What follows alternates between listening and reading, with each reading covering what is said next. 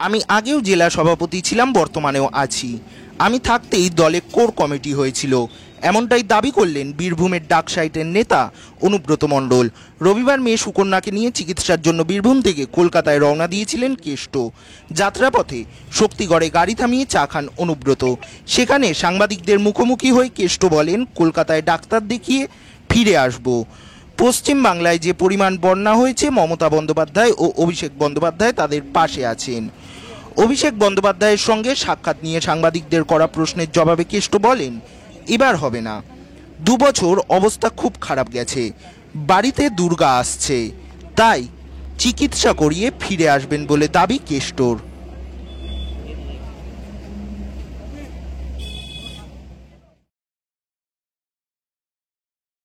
Light বন্ধ করুন,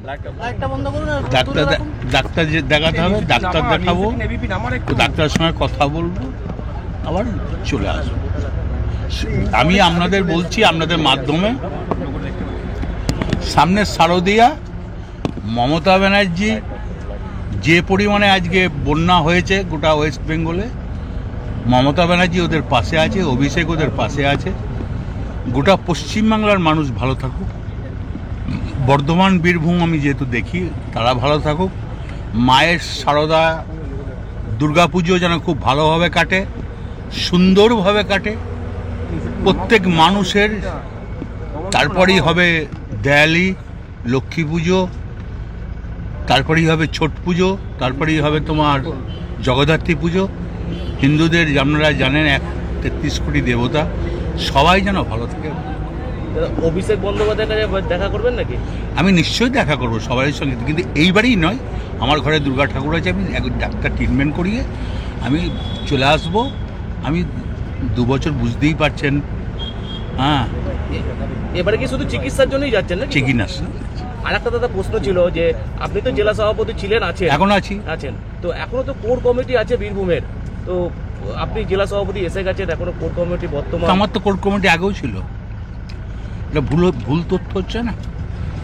core committee যখন আমি বীরভূম প্রেসিডেন্ট ছিলাম, তখন আমি কোর কমিটি করেছি, সেই কোর কমিটি তো আছে, নতুন তো কোনো কোর কমিটি নেই। ব্লক সভাপতির সঙ্গে কি মিলেমিশে কাজ করবেন?